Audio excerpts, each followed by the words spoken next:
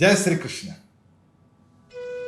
हमारी कमाई में केवल हमारा अपना अधिकार नहीं होता, हमारे परिवार का, हमारे मित्रों का, परिचितों का, हमारे समाज का, हमारे धर्म का और हमारे देश का भी उस पर अधिकार होता है और इसलिए देते रहना चाहिए। भगवान कहते हैं, दातव्यमिति यद दानं दीयते नुपकारिणे देशे काले च पात्रे च तद्दानं सात्विकम स्मृतम। जो देश की भलाई के लिए काल से सुसंगत और सुपात्र व्यक्ति को दान करता है और किसी भी प्रकार के उपकार की अपेक्षा नहीं रखता, वो दान सात्विक दान होता है। एक सदु नाम का भिखारी था, वो रोज भिक्षा मांगने मंदिर के पास जाया करता था। उसकी एक परंपरा थी, घर में भगवान को प्रणाम करता, एक मुट्ठी भर चावल अपनी झोली में डालता और फिर भिक्षा मांगने जाता। उसका अपना अनुमान था कि जब मुट्ठी भर दाने में डाल के ले जाता हूं तो झोली भर कर आती है। जब वो आज निकल पड़ा तो आधे रास्ते में उसने देखा कि राजा का रथ आ रहा है। सदु बड़ा खुश हुआ कि आज तो राजा स्वयं आ रहा है। यदि रथ रुक जाए और राजा नीचे उतर जाए तो आज बहुत बड़ा दान मिलेगा। रथ रुक भी गया, राजा नीचे उतर गया। राजा ने हाथ जोड़े, सदु झोली फैलाए खड़ा था और राजा कहने लगा कि क्षमा करें, आज तो आपको मुझे कुछ देना होगा।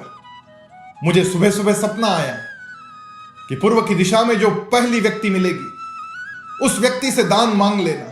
यदि दान मिलता है तो ठीक, नहीं तो बहुत भयंकर अकाल हमारे राज्य में पड़ेगा। मैं प्रार्थना करता हूं कि कुछ दान दे दे।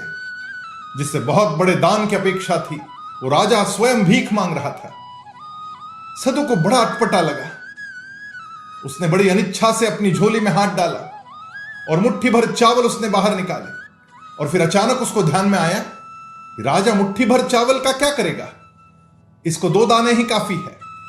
उसकी भरी हुई मुट्ठी फिर झोली में छूट गई और 2 उंगलियों में चिमटी भर 2 दाने निकालकर उसने राजा को दान कर दिए। राजा वहां से निकल गया। वो सोमवार का दिन था और सोमेश्वर के मंदिर के बाहर सदु को आज बहुत ज्यादा भिक्षा मिली। जब वो घर लौट के आया और मिली हुई भिक्षा को छांटने लगा तो अचानक से उसका ध्यान कुछ चमकती चीज पर गया। वो सोने का दाना था। जब उसने और ढूंढा तो उसको दूसरा एक दाना मिला। उसने बहुत ढूंढा लेकिन केवल 2 ही दाने सोने के थे। पता नहीं कौन 2 सोने के दाने डालकर चला गया था। और फिर सदु को याद आया कि यदि मैं मुट्ठी भर दाने दे देता तो हो सकता है शायद मेरी झोली मुट्ठी भर सोने के दाने से भर जाती और सारी जिंदगी की ददात मिट जाती। हम क्या देते हैं इस पर लोग हमें याद रखते या नहीं रखते, यह निर्भर करता है। हमारी संपत्ति पर सबका अधिकार होता है। पुराने जमाने में जब हम लड़की या लड़का देखने जाते थे तो घर के बुजुर्ग कहते थे 3 चीजें देख लेना कि उनका खान पान कैसा है, रहन सहन कैसा है और लेन देन कैसा है। वास्तव में ये 3 चीजें नहीं थी। खान पान में केवल खाना कैसा है ये नहीं देखना होता था, साथ साथ वो लोग क्या पीते हैं ये भी देखना आवश्यक था।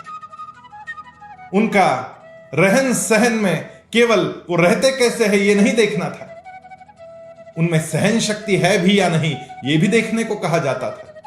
और लेन देन में उनका व्यापार व्यवसाय कैसा है ये तो देखना ही था, लेकिन लेन के साथ साथ उनमें देन यानी देने की दानत है या नहीं ये भी देखना होता था।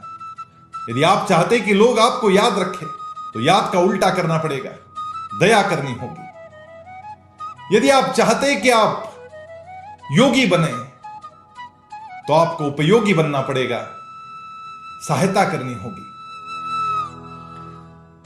और यदि आप चाहते कि आपका लाभ हो तो आपको दूसरों का लाभ के उल्टा करना होगा, भला करना होगा। ऐसा करेंगे तो ही आगे बढ़ेंगे, तो ही लोग आपको याद रखेंगे और तभी आप विजयी बनेंगे। आइए भगवान ने बताया इस मार्ग पर आगे चलते हैं और विजयी बनते हैं। जय श्री कृष्ण।